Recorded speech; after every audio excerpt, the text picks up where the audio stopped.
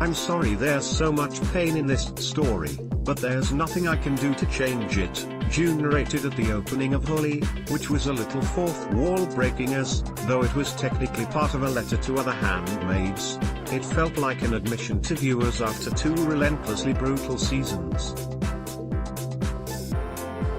Yes, it's bleak, but life can be bleak. Deal with it. Spoilers ahead, all the Handmaid's Tale episodes are survival episodes to some degree, but this week's was particularly direct and linear in this regard, as June was battered by waves of existential threats at the secluded house where she was abandoned last episode. The tone was somewhere between a horror movie, DiCaprio survival movie The Revenant, and one of the more desperate episodes of Breaking Bad, Holly, featuring very minimal dialogue and simply tracking June as she tried to keep herself and her baby alive. Hulu, The Handmaid's Tale. Was it the political left that led to Gilead? The first hurdle came with Serena and Fred arriving at the house to search for her. The couple, who would be in big trouble if June's meeting with Hannah and subsequent escape got out, were more honest and venomous with each other than they have ever been in the show. Serena was particularly candid, it coming as quite a shock when she told her husband he is such a fucking idiot and used the correct word for the ritualized sex ceremonies she previously would have feared to utter: rape. When she suggested she and Fred are at risk of being hung on the wall, Fred barked, "Maybe they'll hang us side by side, just my fucking luck." Ouch. June, who had discovered a shotgun in the house by this point, trained it on her captors but couldn't bring herself to pull the trigger, pitying Serena too much to kill or injure her. There's a reason the showrunners want you to retain some sympathy for Serena, and I fear that, at this rate, the end of the season could see Fred have her arrested and or killed.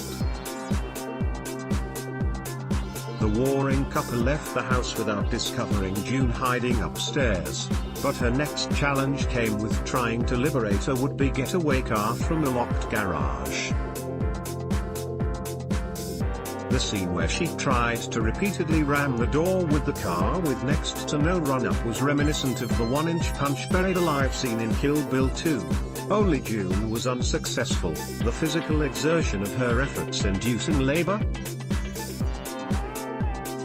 A wolf, smelling the blood now pouring out of her, threatened to become a new antagonist in the episode when it appeared in the snow, but June stared it down with a look of pure "not fucking today. Not you as well." Her final struggle was the hardest, June being forced to give birth unassisted and with no pain relief or even clean bedding. It was a more visceral labor scene than we are used to seeing on television, June screaming while naked on all fours, and it did a much better job of conveying the pain and ultimately the power of childbirth than so many silly sitcom portrayals before it. The Handmaid's Tale star and out, I'm drawn to Lone as the lead up to this was peppered with a series of flashbacks somewhat more half-hearted than we're used to that married up with the events of the present. We saw Hannah's first days at school, the first time June had to abandon her child, the fashion repercussions of her baby bump, juxtaposed with how later the bump threatened to give her away to authorities, and how her mother suggested a natural home birth for Hannah, something June didn't like the idea of at the time anyway and now found herself forced to undergo.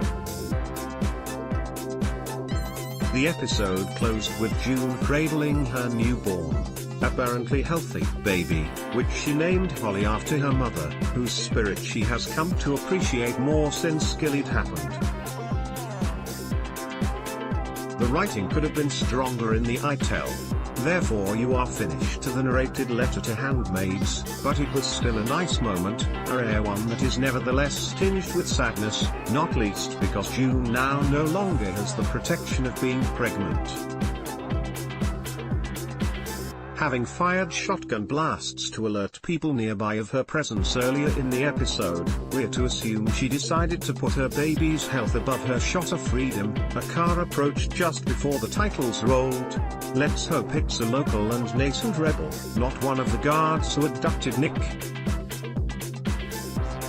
The Handmaid's Tale continues Wednesdays on Hulu in the US and follows a few weeks behind in the UK on Channel 4.